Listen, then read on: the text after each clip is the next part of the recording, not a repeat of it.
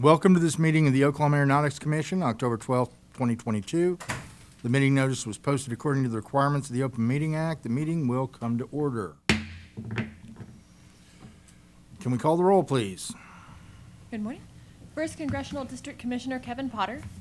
Aye. Here. Second Congressional District Commissioner David Conway. Here. Third Congressional District Commissioner Charles Ortega.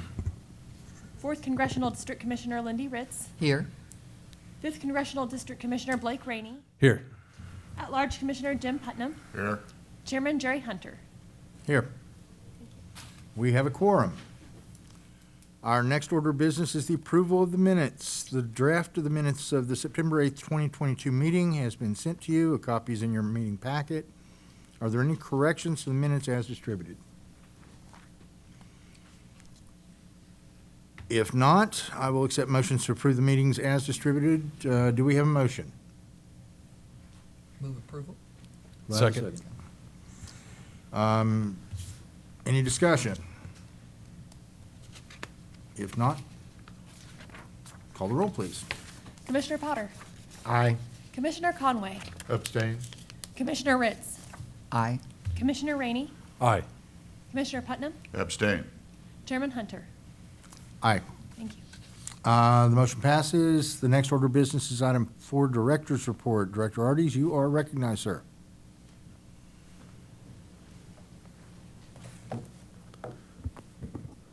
Thank you, Mr. Chairman. Commissioners, good morning. Sandra, I'm in control, right? Or are you in control? Okay. I can rescind control. That's the right, good leader. Able to delegate to the staff. It's been a busy month since our last meeting in September. Started off with the Oklahoma Municipal League, where I was able to present with a group of panelists about funding for communities in Oklahoma. Of course, we know Oklahoma Municipal League, they are one of our closest allies. Most of all of our airports are sponsored or have sponsors that are airport or communities across the state of Oklahoma that are members of OML. Obviously was not there for the whole conference because of NASAO, but Sandra Shelton and Doug Wood were great representatives for the agency, and we're there at OML talking with all the mayors, city managers, public works, city clerks, and other officials of our great towns and communities across the state of Oklahoma. And it sounded like it was a pretty good conference. Had a chance to visit with Mike Fina, their executive director, and sounded like they're pretty happy with OML. Followed that up with the Quality Aircraft Accessories grand opening, where a small company in Tulsa was able to nearly double its footprint, and obviously they're involved in all kinds of aircraft accessories for general aviation, and they made it a pretty big deal. I think pretty much every news channel from Tulsa was there. I had more interviews at one location than I think I'd ever had before up there.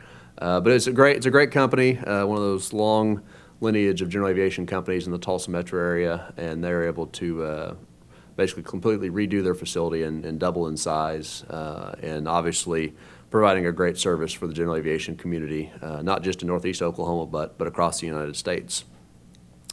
On September 29th, we had the Max Westheimer annual aviation breakfast, obviously in the big hangar there at Max Westheimer Airport. We had a couple of commissioners that were there in attendance that morning, and heard from the site director at Boeing, who was able to kind of give us the lay of the land with Boeing, where it's been, where it's come. You know, we're gone from about 300 or 400 employees to nearly 4,000 employees over the last probably 10 or 15 years. There's been an amazing jump. Talk about the B-52 high bay grand opening that they had earlier this year, which was an amazing opportunity for Boeing and Tinker Air Force Base and the sustainment and refurbishment of the B-52, which we know is going to hit the century mark at some point in time in the near future. And so just a great opportunity also to hear about some of the things that the OU Aviation Program and the Norman Public Schools are doing with some of their partnerships with the Oklahoma Aviation Academy and other things to try and gin up the workforce for aviation aerospace, which we know is one of our biggest needs, not just in Oklahoma, but across the country. The Science of Hope, we know the governor and the First Lady are very big into a hope-centered state, and so the staff went through a Science of Hope training on October 3rd, where we were able to have an opportunity to learn how to use hope in our day-to-day missions and how we can truly expand upon being a hope-centered organization within state government. Hope is not just wishing. Hope is actually a process. And so we learned about that. I know some of you have heard about that from the governor and the first lady, and really truly transformational how not just the transportation cabinet is able to use that, but how all agencies across state government are using the science of hope to really lead themselves forward and to strategically plan day-to-day tasks, long-range visions, and everything in between. The Guthrie-Edmond Regional Airport, we were able to go visit with Guthrie-Edmond. Edmond has a new city manager that we wanted to be introduced to, and he is a very pro-airport kind of guy, and we just kind of talked about all the things going on at Guthrie-Edmond. We obviously know that's one of the fastest growing airports over the last 10 or 20 years, has tripled if not quadrupled in size in that time period, and is continuing to grow, as you can see from some of the projects that are in the airport construction program. So we're trying to get the new city manager up to speed, as well as solve some of the challenges that Guthrie is experiencing with its growth and with the new development that's occurring out there. So great meeting at the Guthrie-Edmond Airport. And then, of course, last but not least, the week of that same week, October 4th and 6th, Congresswoman Bice got to be back in the district and had the opportunity to visit a couple of aviation locations in the metro area. Started off with a tour of AAR and a discussion there of what they're doing in the MRO world, and had a little miniature town hall, and we were great to hear some of the things that were happening at AAR. And of course, talk a little bit about what's happening at AAR and one of the future agenda items on the PrEP funds. But they're very excited with the future of what AAR can be and in their growth opportunities for the Oklahoma City area. And then on October 6th, we were able to take the Congresswoman out and meet with the Oklahoma City Airport staff at Wiley Post Airport in the Atlantic Aviation FBO building, which you see right there with some aircraft in the background. And as you can see, Sandra strategically, I like that, Sandra strategically placed that photo where you can't see a single end number. That takes good talent. But had a great opportunity to discuss the needs of Will Rogers, Wiley Post, C.E. Page, and then obviously tour the Atlantic facility there, and kind of hit on some of the things that what general aviation is needing long term. And of course, workforce was a big topic of conversation, and pilot shortage, and how the unions and the airlines are being impacted by that pilot shortage, and what some of the things that Oklahoma is doing to try and lead the world forward. So there in that picture, of course, you got the Congresswoman, Christy Slater, Scott Keith with the Oklahoma City Airport Trust, myself, and then Evan with the Atlantic Aviation. So great several visits over the last month. Obviously not as long as a director's report as you would normally experience in a 2-month time span, but it's been busy, it's been good, and I know the team's been out and about with the great weather we're experiencing. I think summer is officially behind us, so we'll continue getting out and about and experiencing what the great weather and the great state of Oklahoma has to offer us across the many aviation facilities that we know. So that being said, Mr. Chairman, Commissioners, I'll stand for any questions. Thank you, Grayson. Do we have any comments or questions from the commissioners? If not, next on the agenda is item 5, the National Association of State Aviation Officials Annual Convention Report and Annual Dues. Director Arties, if you would, please.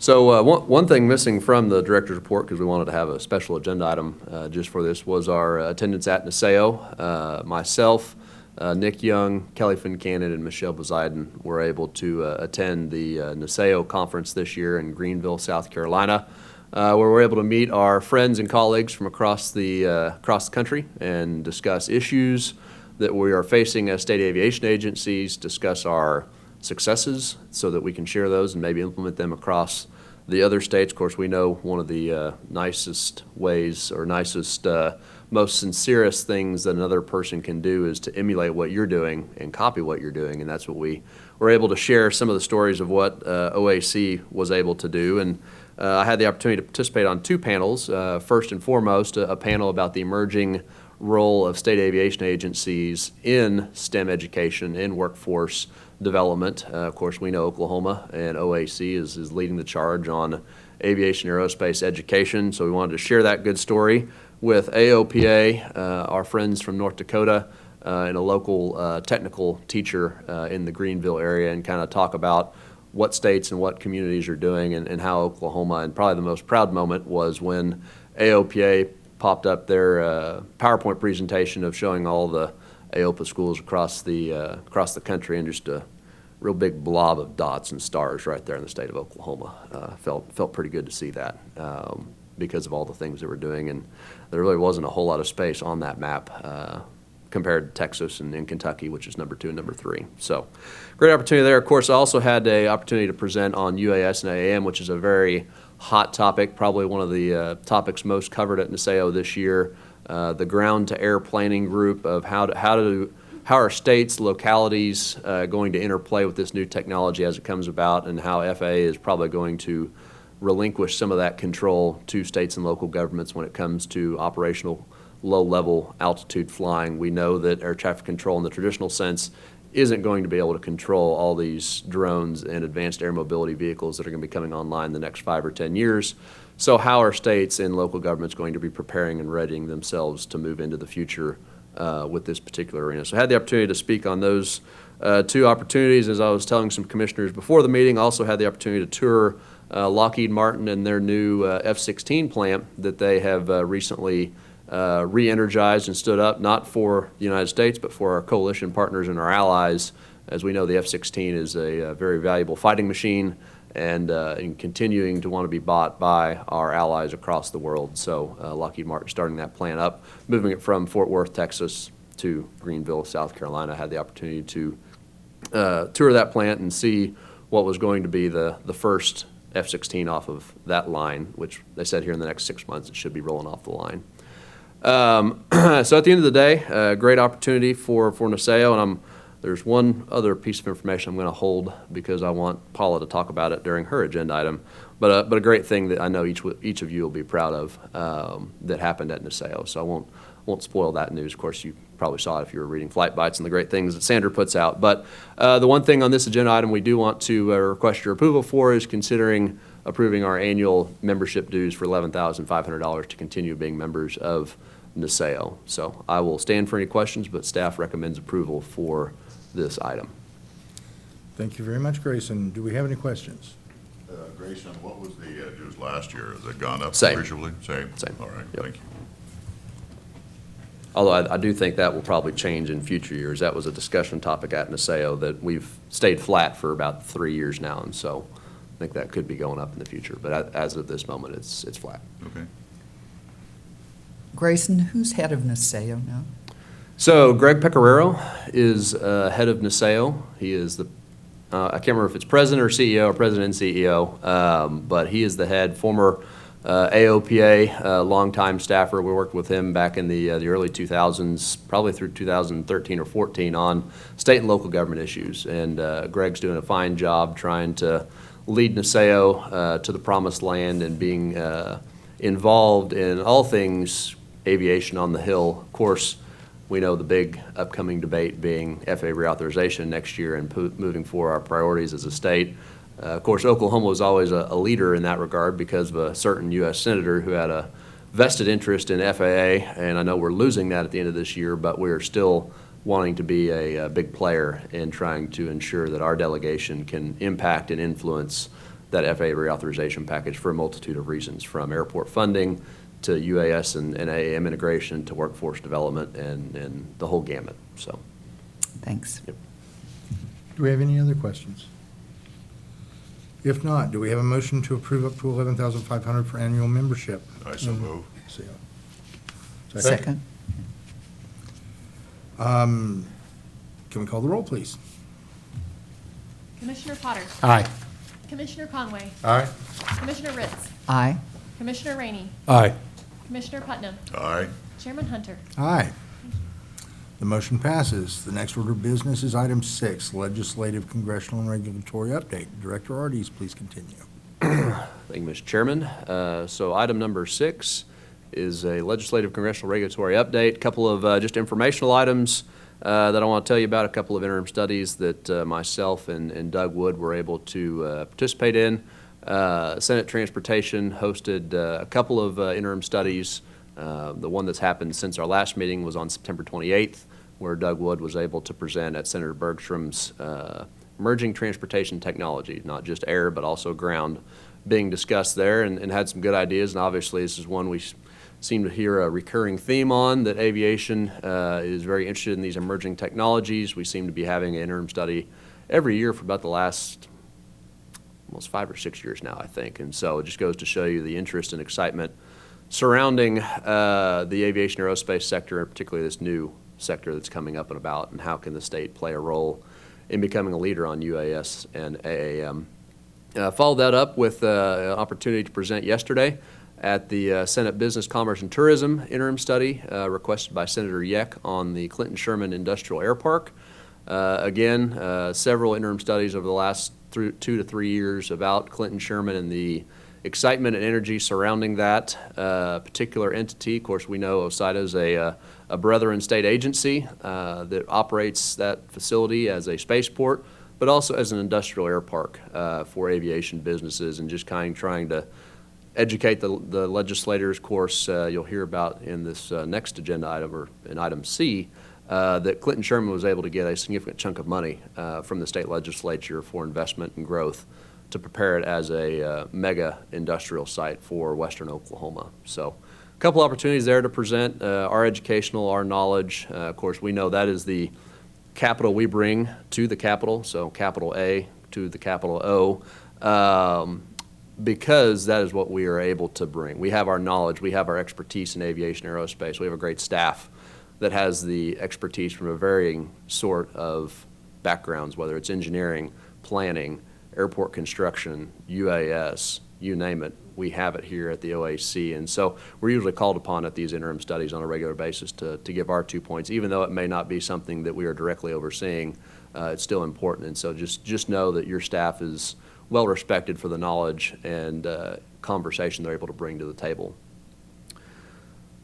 Item number C, this is probably the most exciting item, and I thought about making this its own agenda item. We probably will at the December commission meeting, but I just wanted to tell you a little bit about what is the biggest investment in aviation aerospace in the state's history. And although the funding that's directly impacting OAC, as you saw in the email that I sent a couple of weeks ago, is strictly related to the PREP funds, or the Progressing Rural Economic Prosperity Funds.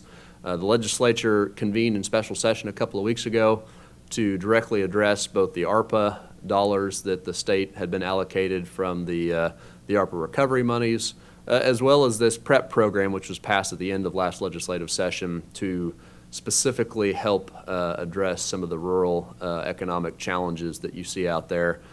We knew that there was a discussion being had about a mega project in northeast Oklahoma, and the legislature also wanted to look to invest in some other industrial parks across the rest of the state. And so that was where PREP came from. And as a part of those conversations throughout the summer, met with a multitude of legislators on different topics about our ARPA request for infrastructure development, and said, here is how infrastructure can play a pivotal role in moving aviation aerospace forward to be hopefully our state's #1 industry in the next 5 or 10 years. And out of that came a significant investment. If you look at the totality of investment in aviation facilities across the state, it goes north of $200 million. About $100 million of that is coming directly through OAC for airport and aviation airside infrastructure. If you'll remember, my predecessor had mentioned the Governor's Opportunity Fund, which invested, I think, $50 to $60 million back in the 07-08 timeframe, and how aviation was able to get about 40 of that $50 million. And that was the largest investment in aviation to that date, but obviously this surpassed it by a significant margin. In your packet, I believe you have the list of projects that should be there.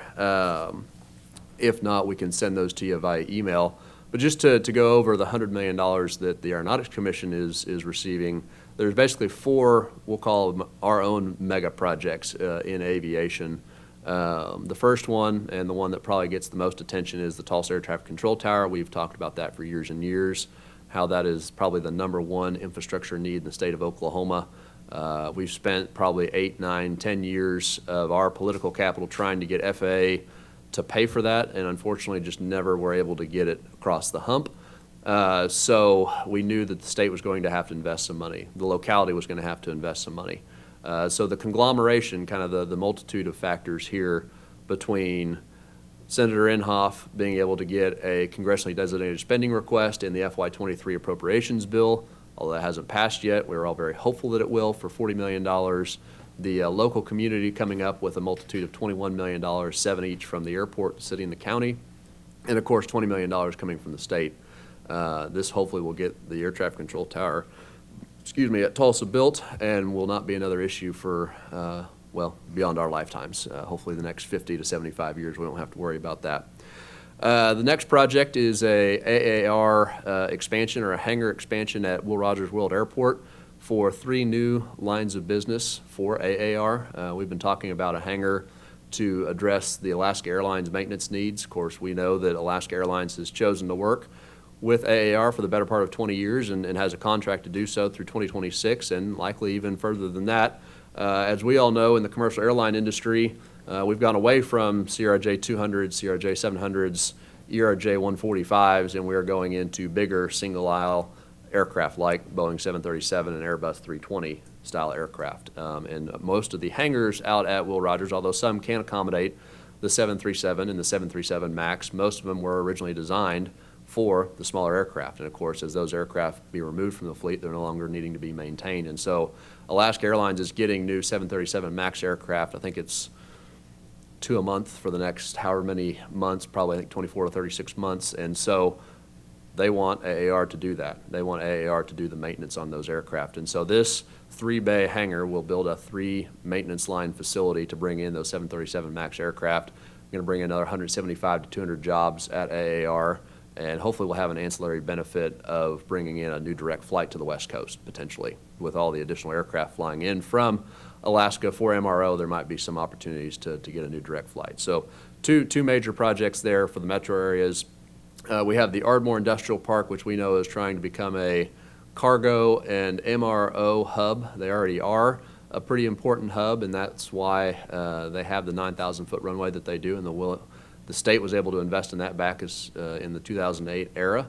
But they need more. They need some funding to be able to get the cargo operations up and running. They got the nice runway, just like Clinton Sherman has a nice runway, but they need some work on the air side to attract businesses and industrial development at the facility. So we'll be sending $20+ million there for airside improvements. And also, as part of their cargo operations and their cargo vision, they're able to get some additional monies from the Department of Commerce and OWRB, Water Resources Board, for some of the other improvements that are non-airside, non-aeronautical in nature.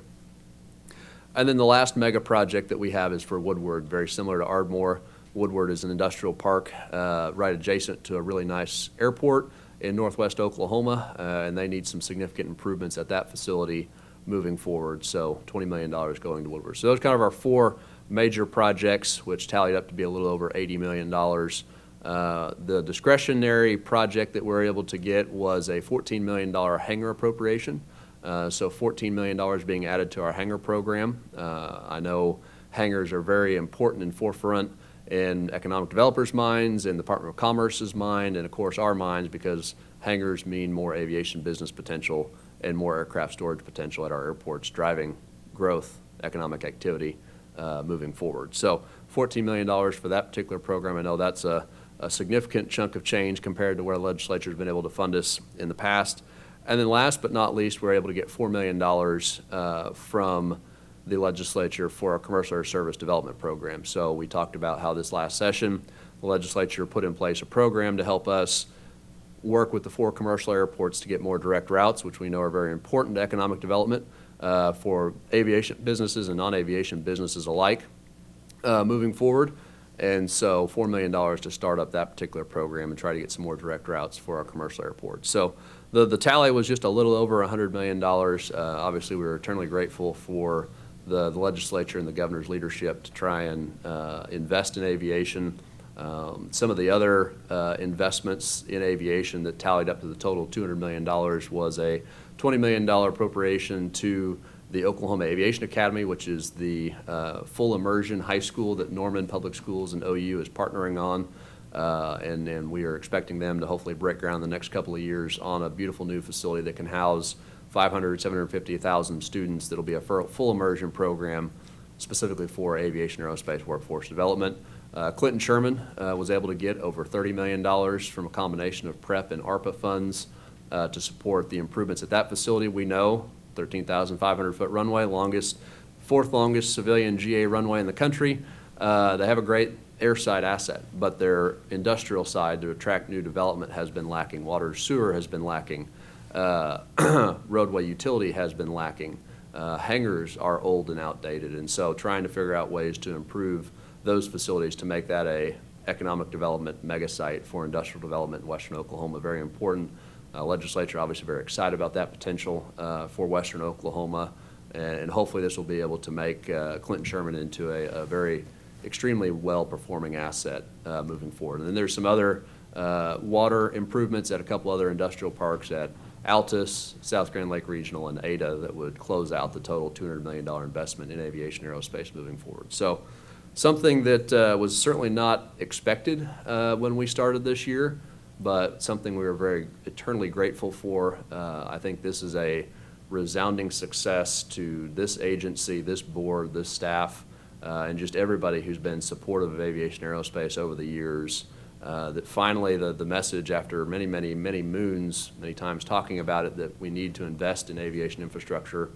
Legislature has heard that. They heard it loud and clear.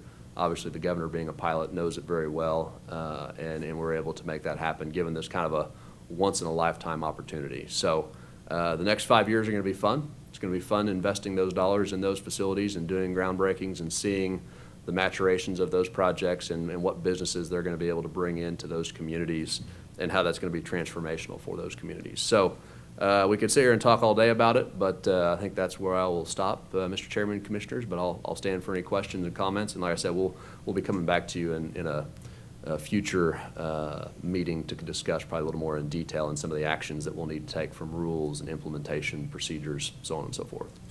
What are kind of some of the main issues with the tower at Tulsa right now that? So it's an old, outdated tower. It's the top 5th oldest FAA control tower for a small hub or larger airport. I know their elevator. I've personally been stuck in it twice. It takes a solid 2 minutes when it should take about 20 seconds to get from bottom to top. They've had several asbestos problems throughout the building. It is just beyond its useful life at this point in time. It also cannot see all of the field at its current height either. So, one of the issues that you have from an air traffic control standpoint is when you're up in the tower cab, you want to be able to see all your controlled surfaces across the airport. And so those are the two main issues. It's beyond its useful life. And then 2 is the airside safety issue, not being able to see all the movement areas from the height that they currently have. And the new one will be in the same kind of area, just taller? So the new one will be, generally speaking, in that same kind of infield area, and yes, it will be much taller. They will maintain the TRACON adjacent to it because it is an up-down facility, so it's got air traffic control tower as well as approach control radar, and so it'll maintain that up-down facility capability as well. Okay, cool. So it's. Like I said, it's been one of those things. I mean, there's at least over the last probably 5 years, they've had to close the tower 3 times and bring in a temporary tower to do air traffic control services because of either breakage of different items in there or the asbestos concerns. And so that's going to continue getting worse and worse as we move forward. And we were kind of at critical mass at this point in time. At some point, we were telling FAA that we're going to have a small hub commercial airport, and not have a tower, and that's kind of unheard of across the country. And that would hurt obviously a multitude. That hurt our economic development opportunities for the airport. That hurts the 138th Air Guard unit that needs an air traffic control tower to do operations on a regular basis. And so the critical mass had kind of started ginning up in the last couple of years, and with ARPA, it just kind of finally had that once-in-a-generational opportunity to move forward. I was just curious, over the last several years, what was FAA's holdup as far as funding? So Tulsa's tower is in a unique situation. Most FAA staff towers are FAA owned, and therefore the responsibility of FAA. And so you look at the new tower in Charlotte, I think it was Charlotte, somewhere out in North Carolina that was built recently. FAA has built a few towers in the last decade, but not many. But those were all FAA-owned towers. This was a locally owned tower. So when they built this tower back in the late 50s, I believe, it was built locally and leased to FAA. And because it was a locally owned tower but FAA staffed, FAA funding from their facilities and equipment budget cannot be used to be spent to refurb that tower.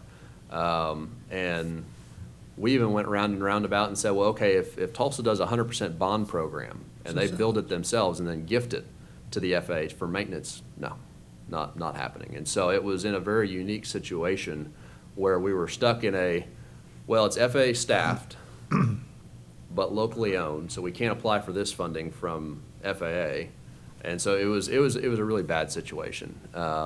It was like there was this little gap of opportunity that said, okay, you have funding over here and you have funding over here, but here you have no funding. And that was where Tulsa was. Tulsa was one of 2 towers across the country that was kind of in that little small niche gap. And that was the struggle. That was the main struggle we had, is because it was locally owned. If it was federally owned, we could have done the tower long ago with congressional pressure. But because it wasn't, and because of the fact that earmarks had gone away, it just was not, it was not a legally feasible way for Congress to be able to tell FAA, you go build this tower that's actually locally owned. So it was frustrating. I know it was frustrating for us. It was frustrating for Tulsa. Why they made that decision back in the late 50s, we will probably never know, but that was the decision made back in that day. Why it was never given to FAA at that point in time, we don't know. I mean, the tower at Riverside, which is the other airport that Tulsa operates, is FAA staffed and FAA owned. So if it ever needs to be replaced, the onus is on the FAA. And that was the struggle. Is FAA was just like, well, you guys aren't going to replace the tower. We'll just, our people will work it until they can't work it anymore. It's a safe environment, and then we'll shut it down. So they were in a very bad catch-22. Thanks. Thank you, Grayson. Do we have any other comments or questions? If not, our next item on the agenda is item 7, the 2023 legislative agenda. Director Arties and Sandra Shelton. I'll start off, and Sandra, if you want to add anything, feel free to come up here and add. Going to be a somewhat quiet legislative session. Obviously, we had a lot of successes last year, and we have a few things we want to bring to the legislature's attention, but not overwhelm them with aviation aerospace issues. The two main issues that we're going to be having for this upcoming legislative session are UAS and AAM. Surprise, surprise. Couple of bills. Probably one is we know there was a privacy bill that was passed this past session that was seen as being a little restrictive for UAS development, and so we may be looking at doing some tweaks to that makes it more friendly to bring in business and industry, and so that they don't have that perception that we're being anti-UAS. We weren't able to stop it last year, but this upcoming year we might try and not repeal it all out, but try to make it more even-keeled and down the middle of the road that ensures privacy of Oklahomans while also ensuring that we can bring in and recruit new businesses and that we're not going to get hammered as being a negative UAS state. The other thing that we're going to be looking at UAS and AAM-wise is trying to figure out ways to enhance this arena. So there's a lot of regulatory things that are going to be put on the state's plate, whether it's something as simple as updating definitions. We talk about runways, we talk about heliports, but this new concept of vertiports has never really been considered by the state legislature. So updating definitions for vertiports, simply putting in place who is the responsible party for low level and organization of UTM in the state. Is this going to be a regionalized approach, and so each region of the state is going to have its own UTM system, or do we want a statewide system? That's something that we would look to for legislation potentially for next year. So a couple of different bills. One is more on the trying to ensure that the bill that passed last year on privacy is not being too onerous on bringing in aviation businesses, but also making sure that we have the right regulatory framework for moving forward. So UAS and AAM, you'll probably see several bills moving forward. And then on aero education, we know we've done aero education well for many years. In fact, in our legislation from, I think it was back in the 46, from the original time we were created, it was called air age education. Why they called it that back in the day, I don't know. But trying to update some of that information in our enabling legislation that specifically calls out the programs that we're responsible for, specifically calls out OAC as kind of being the aviation aerospace workforce development organization, and trying to make sure that all the things that we're doing with AOPA or Choose Aerospace or any of the other programs that we have are well reflected in our statute for many years and decades to come, for when we're all long gone, that people will still continue our traditions and legacies moving forward. So those are kind of the two legislative agenda items that we're looking for permission to move forward with this upcoming year. Of course, we'll now begin the business of trying to figure out who we want to be our House and Senate authors. Are we going to get double assigned bills, both House and Senate, and figure out how to move forward and actually writing that language ahead of the deadline that we have coming up in December. So, Sandra, is there anything else you want to add to that? But staff recommends approval, but I will stand for any questions. Thank you, sir. Are there any questions?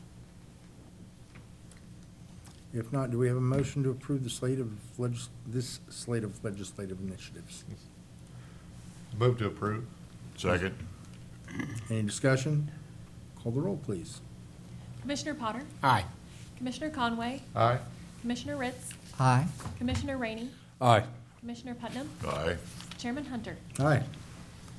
Thank you. The motion passes. The next order of business is item 8, our financial report. Mr. Wadsworth, welcome, sir. Please begin. Morning, Mr. Chairman, Commissioners. Starting out with the financial summary document. As of September 30th, the commission had an ending cash balance of $9.5 million. Encumbrances totaled $8.2 million. Outstanding reimbursements owed to the agency total just over $1.1 million, and the amount of remaining expenditures in the airport construction program that could be incurred this fiscal year totals $6.7 million, provided those grants are approved. This leaves us with an expected available cash balance of, after encumbrances, and expected income of $2.4 million. And then total fiscal year-to-date expenditures during the first quarter of this fiscal year were right around $1.9 million as of the end of September. Moving on to the revenue document, total statutory revenue collected for September was $464,676. Total statutory revenue collected through September of this fiscal year total was just under $1.3 million. That compares to about $971,000 last year. So revenue's up about 34% year over year. That's almost ties directly to all excise tax being up that same percentage. And then finally, the three-year average, we are up about $54,000 compared to what our three-year average is. So as we have been every month so far this fiscal year, we continue the trend of being up year over year. I would expect revenue to go up quite a bit the next 3 months as our annual registration fees are due, typically October, November, December, some of our highest revenue months. So we'll have a good idea at end of December, kind of where we stand year over year as those as well. So happy to answer any questions. All right, sir. Thank you, Chris. Are there any comments or questions from our commissioners? If not, our next order of business is item 9, Aerospace and Aviation Education Program Update. Ms. Keady, if you would, please. Good morning, Mr. Chairman and Commissioners. As always, I'm really excited to be here. Several really positive things have happened since we last met. First of all, one of the things I'm extremely pleased to tell you is that the State Department of Education and the Board of Regents did pass the AOPA aviation curriculum to be used for graduation and core credit rather than elective credit. It was voted on this month by the higher regents, and the information has gone out to the school superintendents.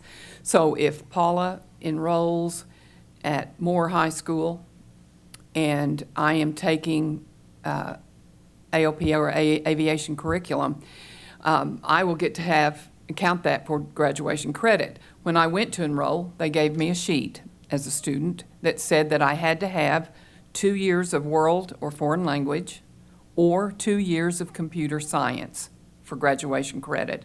It is now also going to say, or 2 years of aviation technology. So that's extremely exciting that it's narrowed to aerospace and aviation, and that those students will have a choice then to count that as graduation credit. And the other thing we found out just recently is it will also count, year 3 of the curriculum will also count as a lab science. So as long as the teacher is a certified science teacher that's teaching Aviation 3.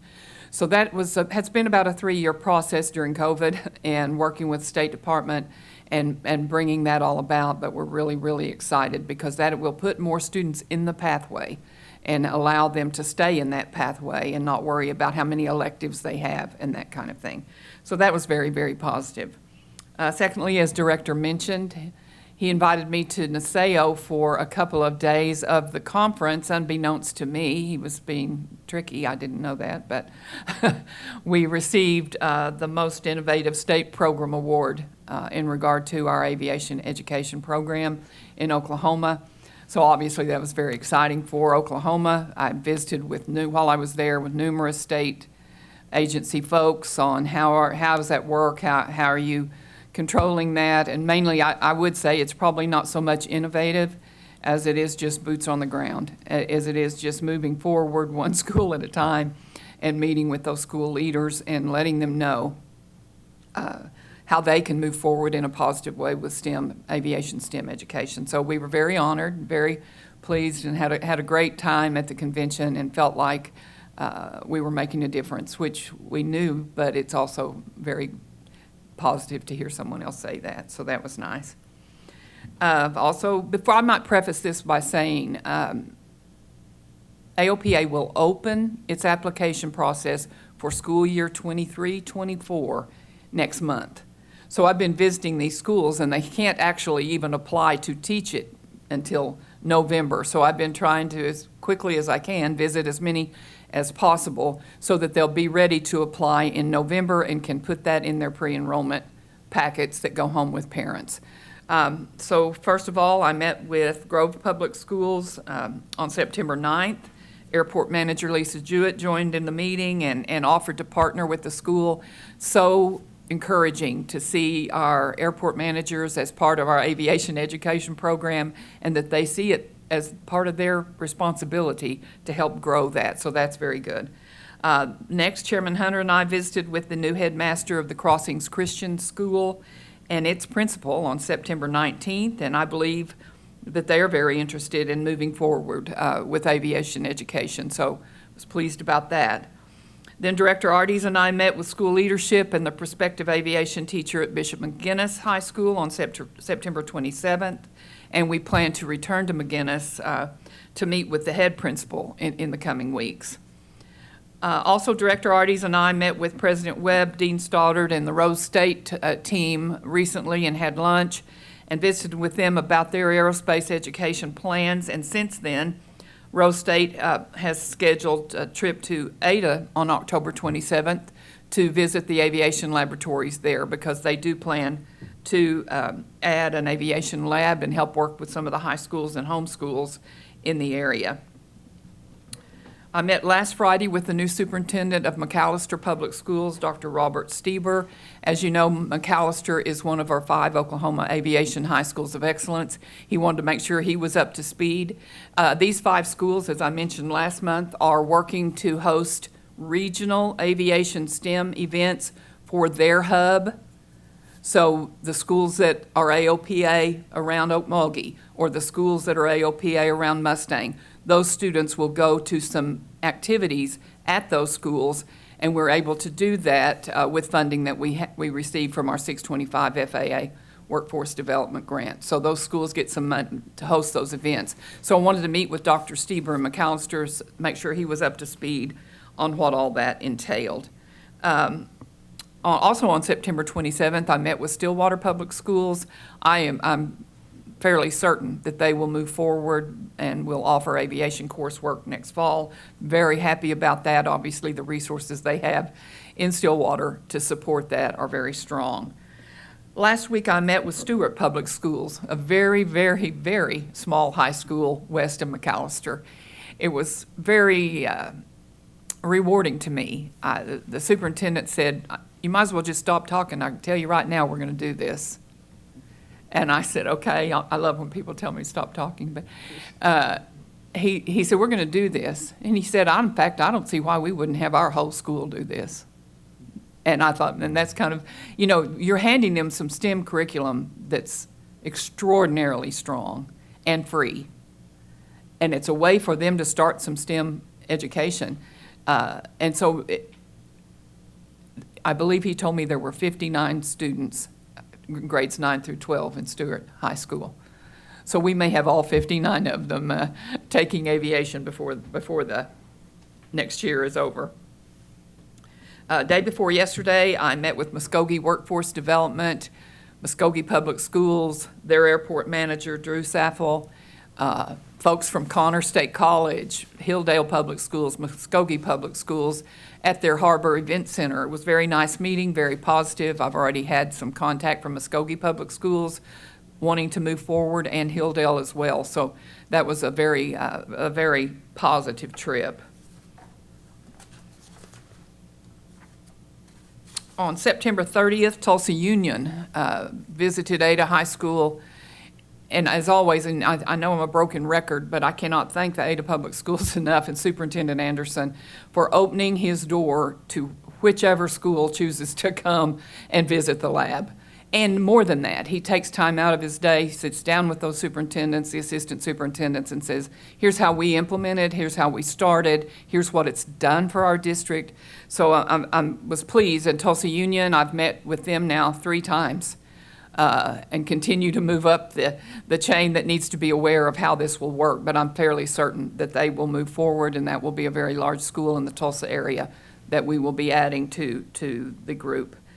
And finally, Andrea and I hosted a booth for Total High School's College and Career Readiness Week on September 28th, where students were allowed to come and visit about aerospace and aviation and which universities and which post-secondary programs were available. So those were primarily the school visits for this month.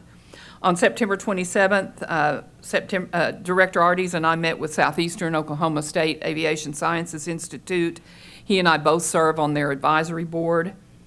They did a very nice job of laying out their successes, which include the acquisition of their new 737 MAX fixed-base procedures trainer. It's really nice, and they were able to visit and see the new trainer, the simulator, as part of their program. They also talked about some of the barriers, and they talked about UAS and the growth they hoped for that program. And finally, Sandra and I met on September 27th with representatives from Oklahoma City Thunder, and we are planning Aero Oklahoma Night and Student Event on January 27th, where we hope that you will join us. You notice I made the team for one brief shining moment there, very brief, but we're excited about it. In the afternoon, the AOPA students from across Oklahoma will come to the Paycom Center. They will hear guest speakers, panelists, then they'll get to go on the court and participate in hands-on activities. They'll leave the arena about 3:30, go eat, come back when the doors open for the game against the Cleveland Cavaliers that night. And at the game that night, industry representatives will focus on aviation and aerospace and make a big deal out of it at the game. So we'll hope you'll be able to join us that night. I think that will speak volumes about aviation education in Oklahoma. So that's what I have, and I'll be obviously happy to stand for any questions you might have. Thank you very much, Paula. Are there any comments or questions from our commissioners? I had a question. You talked about core, and that's huge. What happens if I'm in school and my school does not have AOPA curriculum yet? So it doesn't even show up as an option then? It won't be an option unless you are teaching. You could be teaching Choose Aerospace Maintenance curriculum at high school. So it's not just limited to AOPA. And they may have that? And they might have that, Okay, yes. okay. So it's not strictly AOPA. restricted to AOPA? Right. Okay. I think it's worded as aviation technology, broad enough that various curriculums would fit under that umbrella. Okay, good. All right, Yeah. thanks. Have you had any opportunity to talk to the Edmond Public School District? No, Director Arties and I were talking about that this week. That's one of my goals. I also have, I do have more on the calendar in 2 weeks to visit with them. And as I said, I'm hurrying as fast as I can because I'm trying to get the larger schools before their enrollment materials are printed for spring enrollment for those students. So I'm trying to get it to as many schools as I possibly can before that happens. Is Broken Arrow on your schedule? No, not yet. I did meet with the Broken Arrow Economic Development Team, and some of the Broken Arrow school folks were there, but then I never heard any follow-up back from them, so. Okay. Gee, Paula, I don't know. What's I mean, right? Yeah, how's she not doing that? Yeah. Why aren't you Why on are the not on clothing top booth? of that? You've only got every school in the state Well, I'm demanding your trying. time. There's not enough gasoline, I don't think. Thank you. We'll Well, the provide the awards gasoline. set it off. Yeah, I think so. thank you very much. Thank you, Paula. Next up is item 10, our 5-year airport construction program. Mr. Nick Young, please come forward. Morning, Mr. Chairman, Commissioners. I don't know what I did to keep following our rock star back there, but I'll try to keep this short and sweet for us for this one item we're looking to add to the ACP. So for this project, this is for a land acquisition of approximately 13.5 acres of runway safety area land just south of the runway at South Grand Lake Regional Airport. So this is in support of trying to prepare for a future FAA discretionary project to construct a full parallel taxiway out at the facility. They've had a huge uptick in traffic since they've gotten their setup out there with their runway being the full length out there. They have displaced thresholds on both sides, so the idea is that we're trying to remove that from the south side by securing the full runway safety area on the south end, so that some of the jets are coming there can have the full length and can satisfy some of their insurance requirements, because that's one of the big issues that they're running into out there, is they have the pavement, but in terms of the safety areas and the requirements from FAA, they have double displaced thresholds, can't use that full length legally on paper there. So we're trying to shore that up as we work through. And so the idea is that at the end of the day, once all of these projects are completed, there will be a culmination where there's a fully secured safety area with full use of the runway length out there, so that we're not hamstrung at with those two different displaced thresholds out there. For the land acquisition portion of this, for this project, we're looking to do this at a 95.5 state grant proposition to shore up that runway safety area. Total estimated cost of acquiring this land is $81,600. Our portion from the commission be a little over $77,000, and a sponsor share of $4,000 there for that. And again, this is in preparation of a much larger project on down the road to do a full parallel taxiway project, and hoping to do that at the full pavement length rather than having to, as we would have today, have to stop where the current displaced threshold is based off of the FAA's justification requirements. Certainly stand for any questions, and staff recommends approval. Thank you, sir. Do we have any questions? How many acres is this again? 13.5 approximately. They're going through the process of getting that appraised, because that's all required through the FAA's land acquisitions. And so we're trying to work with their engineer of record to determine exactly how much of that is needed. And so based off preliminary estimates, we anticipate that we get what we need out of the 13.5 Okay. acres here. It almost sounds like a bargain. Yeah. No Okay. kidding. So we're crossing our fingers we're closer to this rather than, some of the 10,000 plus that we've seen in other areas too, per acre. Okay, thank you, sir. If we have no further questions, do we have a motion to approve this amendment to the ACP? I so move. Second? Second? Can we call the roll, please? Commissioner Potter? Aye. Commissioner Conway? Aye. Commissioner Ritz? Aye. Commissioner Rainey? Aye. Commissioner Putnam? Aye. Chairman Hunter? Aye. Thank you, Motion Commissioners. passes. Our next order of business is item 11, Airport Construction Grant Program Consent Docket. Commissioners, remember that any or all of the items on this consent docket can be considered individually. Mr. Ben Nagavi, you are recognized, sir. Good morning, Mr. Chairman, Commissioner. For Airport Construction Grant Program, we have in Woodring Regional Airport. This is phase 2 of the project, which consists of installing LED lights on runway 1331, also installing PAPI, flight inspection, and obstruction survey. Based on the bid, the total project cost is over $471,000, and it will be funded with over $424,000 of federal grant fund, and also the state grant fund and the sponsor matching. Each one of them gonna spend more than $23,000 for this project. We have Mr. Kirsten Cook here, airport manager.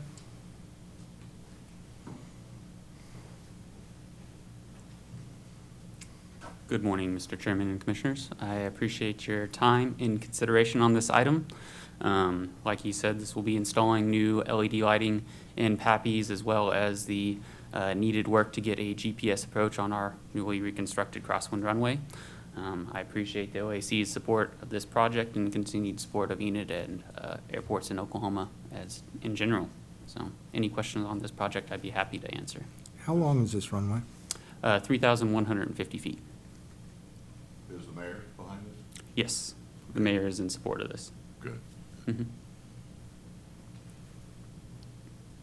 Do we have any other questions? Thank you very much. Thank you, sir. Next project is at Clinton Regional Airport. The project consists of constructing a new 92 by 70 feet box hangar. The estimated cost of the design phase of the project is $4,600, and it will be funded with $12.1 thousand of the state grant fund and over $28,000 of a sponsor matching fund. Next project is at Purcell Municipal Airport. The project consists of constructing 4 new 50 by 50 box hangar, 50 feet box hangar. The estimated cost of the design phase of this project is $47,700, and it will be funded with over $14,000 of a state grant fund and almost $400,000 of the sponsor matching fund. Last but not least, South Grand Lake. The project consists of constructing a new 60 feet by 60 feet box hangar. The estimated cost of design phase of this project is over $19,000, and it will be funded with $5,700 of a state grant fund and over $13,000 of a sponsor matching fund. I'm standing for any question you may have, but the staff recommends approval. Thank you. Do we have any other questions? Do I have a motion to approve this consent docket as presented? So moved. Second? No discussion. Call the roll, please. Commissioner Potter, Aye. Commissioner Conway, Aye. Commissioner Ritz, Aye. Commissioner Rainey, Aye. Commissioner Putnam, Aye. Chairman Hunter. Aye. The motion passes. Thank you, sir. Moving on to item 12, unmanned aerial systems and advanced air mobility update. Mr. Doug Wood, you may begin your report, sir. Mr. Chairman, Commissioners, good morning. I think it's been since July since I was able to attend the last meeting. I've been on the road just a little bit. So I'm going to give you kind of an overview of what I've been doing for the last few months. I know that Director Artie just touched on a few of these topics as well. So we'll either go into more detail or skip past them at your pleasure. So when I was originally hired here at the Aeronautics Commission, one of my taskings was to purchase a UAS to use to map the state's airports, primarily to identify those and locate the runway approach obstructions where objects penetrate into that runway approach, and two, to provide a visual representation of the runway safety environment. And so we've been in the process of evaluating what exactly we would need, how that data would be used, how that we can, the engineering team can use that data. And so I think we're at the final end of that. We're ready to make a selection. I've been talking with Chris about how we're going to identify the specific aircraft we're going to purchase and the cost of that and get that proposal forward. So we're at that final stage, and we're looking primarily at a VTOL fixed-wing aircraft, which is a larger drone that takes off vertically and lands vertically, but flies very well in the winds that we encounter here, and takes as little amount of time to do the project as possible to interfere with airport operations as little as possible. Typically, we could probably do an airport in 45 minutes that way. Quadcopter might take 3 to 4 hours. So that's why we're looking at that type of aircraft. So as soon as we've made that selection and are ready to purchase that, we'll give you further information. Over the last few months, I've just made a few public safety contacts. I went to the Oklahoma Highway Safety Summit in Tulsa. I spent a couple of days there interacting with the public safety agencies that were at that conference and talking about UAS and how they're using them. The Highway Patrol has a very in-depth traffic accident reconstruction program, and they use UAS for that quite a bit. Recently, the Oklahoma Bureau of Narcotics purchased 3 new Autel Dragonfish surveillance aircraft. I've got some pictures of those there. This is also a large fixed-wing vertical takeoff and landing aircraft. They run about $100,000 each, so they've put a significant investment in an aircraft that will fly for about an hour and a half at a time. And they spent time with the team from Autel doing training for 2 days to be prepared to fly those aircraft. So they're pretty proud of that acquisition. They've been working on that for quite a while, and they will be dispersed around the state to augment their current UAS fleet. But that's a pretty significant piece of equipment that they've purchased for their operations. So. The Emerging Aviation Technology Subcommittee, I think we have our final members that have been selected. So we have a total of 15 members. We've had 7 meetings. Our 8th meeting is tomorrow. This is the sister group to the Autonomous Vehicle Steering Committee under the Secretary of Transportation's Advanced Mobility Council. So next slide, please. This is the listing of members and the industries that they're essentially representing. You'll notice under the aviation infrastructure member, Keston Cook, our Enid Airport Director, who's here today as a member of the subcommittee.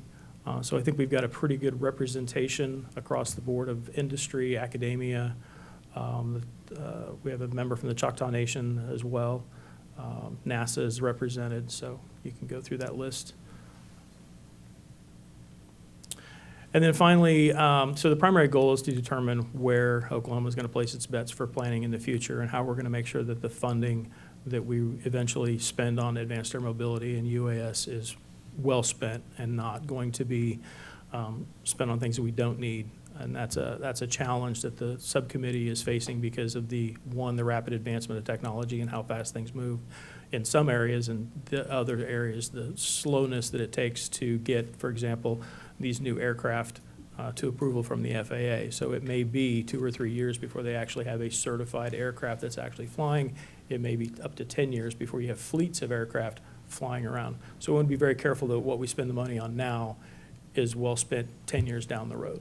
And so that's one of the things that the subcommittee is really looking into with all of the information. So I've got a list of some things there of what they're working on. But we're ready now that we've got everybody on board. Everybody's kind of put forth their opinions and their agendas about what they think is important in this area to start breaking off into smaller subgroups and start focusing on different individual areas with the people that are experts in those areas. So I'm hoping that's what we'll be working on in the near future.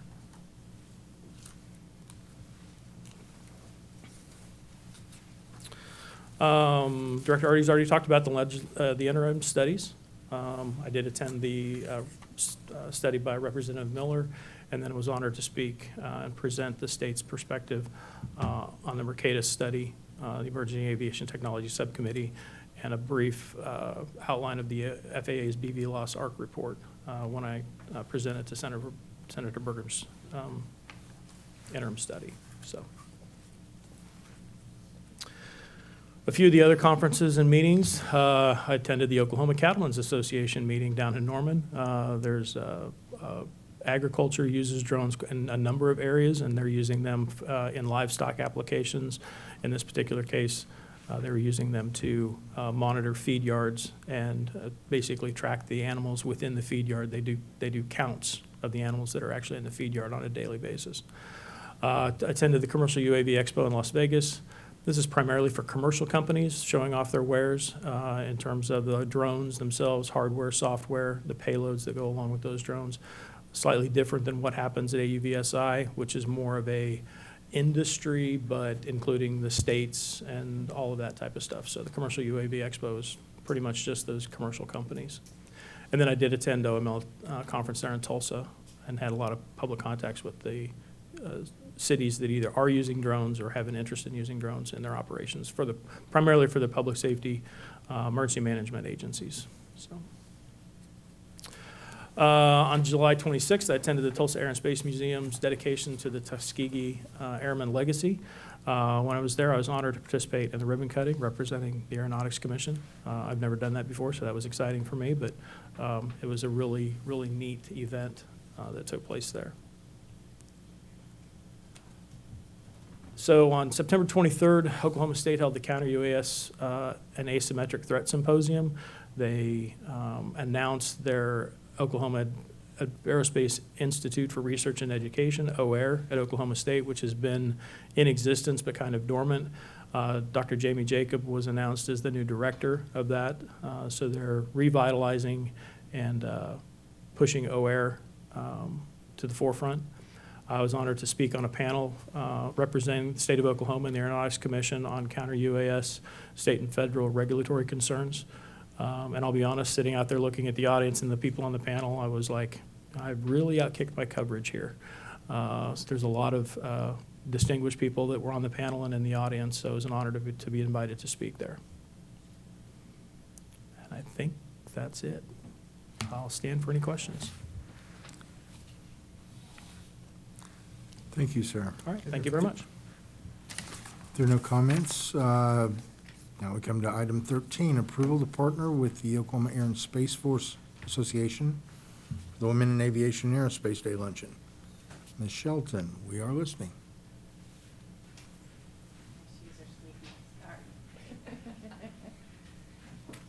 Hi, Commissioners. Good morning. Everyone's been really quiet today. You're resting up there. Guys, it's time for Oklahoma Women in Aviation Day, and we are excited about this. And so the Aeronautics Commission is proud to partner with the Oklahoma statewide chapter of the Air and Space Forces Association, Commissioner Putnam. So we'll be working with Ono and Lori from the Enid chapter, that's the statewide chapter. So we also have our partners this year are Tulsa International Airport and Spirit Aerosystems.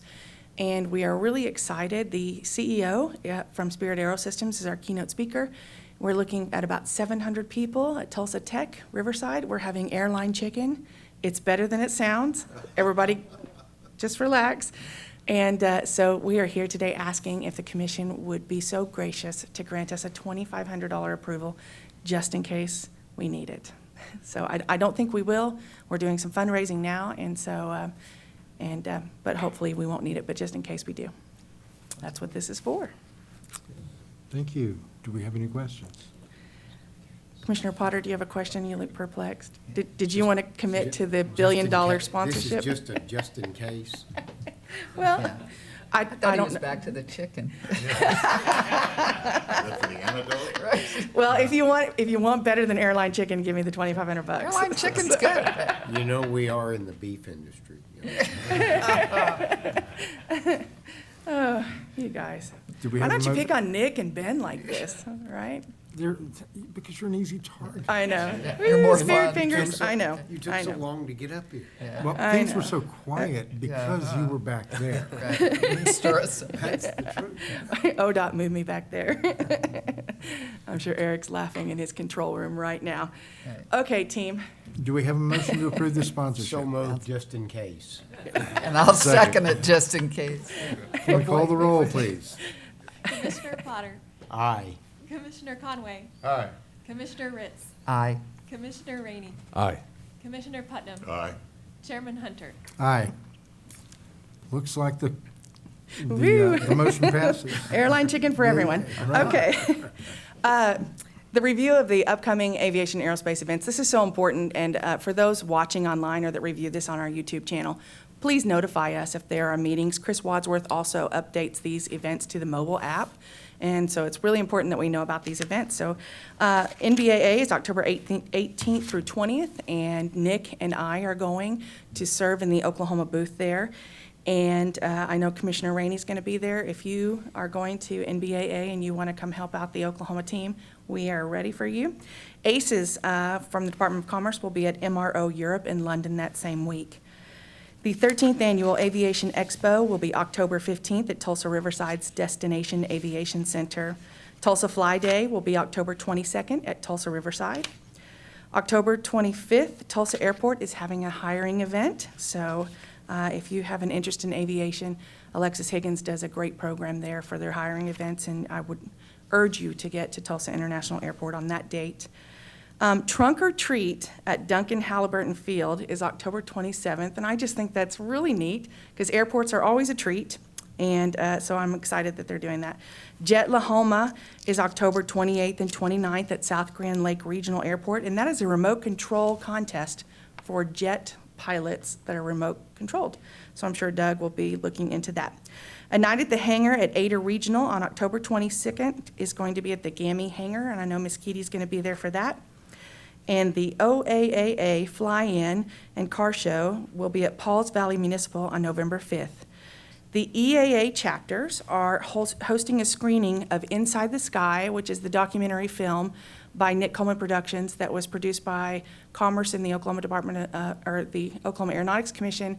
So we're going to screen that at Tulsa, at Twin, I never get there. I heard that it wasn't done yet. Do you have, now my information's about a month old. Yeah, I think it's ready now. And so we're looking at November 11th, and we're working with the ACES team on that. Okay. And that's Veterans Day. So if that is incorrect, I will circle back with you, sir. Gary Manning said it wasn't ready, so, and he's the host, so help me out here. Let me know. I will find out, yes, sir. The Fairview Fly-In at Fairview Municipal will be on November 12th. November 22nd, the Weatherford Airport is having a dedication with Senator Jim Inhofe. Really super important that if you guys can make that, it's going to be the Aeronautics Commission's recognition of Senator Inhofe's service and dedication to the aviation and aerospace industry in Oklahoma. So we really would encourage you to save that date and come out to Weatherford with us. And also, don't forget to download the mobile app and check into one of the 108 public use Oklahoma airports. We have Deirdre Gurry with us here today. She's checked into 19 airports, so we are excited about that. And people are winning prizes already. Chris has got it all lined out. People are out there checking in on that app. So please tell the people at your airports to download that app because it's very important to the Oklahoma Aeronautics Commission and the creators of the app, and it really helps promote the airport system. And also don't forget that the OPA meets the first Thursdays of every month at Wiley Post Airport. And that completes my report. Thank you very much, Sandra. Thank you. Are there any comments or questions from our commissioners? Will we have a notice about the event for Senator Inhofe? Yes. A little tickler email would be helpful for us. Yes. Also, if you plan to come to Women in Aviation Day, would you let me know so I can save you? Yeah, I plan to. A good seat. Okay. 2 seats. For airline chicken. Bring my own sandwich. Thank you, Sandra. Peanut butter. Next up, we have item 15, schedule of 2023 Aeronautics Commission meetings. Mr. Wadsworth. Commissioners, in front of you are the proposed dates for our 2023 meetings. I think these are based on some feedback that you all have been able to provide to Andrea over the past week. We did continue the precedence of having those on the second Wednesday of every month, with the exception of January being a little bit later in the month. So certainly open to any feedback that you all have. Otherwise, staff recommends approval to vote on these dates. Thank you very much, sir. Do we have any questions? Do I have a motion to approve the scheduled meetings? I so move. Second. Any discussion? Call the roll, please. Commissioner Potter. Aye. Commissioner Conway. Aye. Commissioner Ritz. Aye. Commissioner Rainey. Aye. Commissioner Putnam. Aye. Chairman Hunter. Aye. Thank you. Motion passes. Next up is item 16, concluding remarks regarding agenda items. I will entertain any remarks at this time. If there are none, on to item 17, announcement of next meeting. Our next meeting will be at 10 a.m. on Wednesday, December 7th, 2022, here on the first floor conference room of the Oklahoma Department of Transportation, 200 Northwest 21st Street, Oklahoma City. Are there any questions or comments? If not, item 18, is there any new business? You guys are making this too easy. Hearing none, we'll move to item 19, adjournment. Is there a motion to adjourn? So moved. A second. A second? Second. I declare this meeting adjourned. Thank you very Man, much. he runs a good meeting, doesn't he?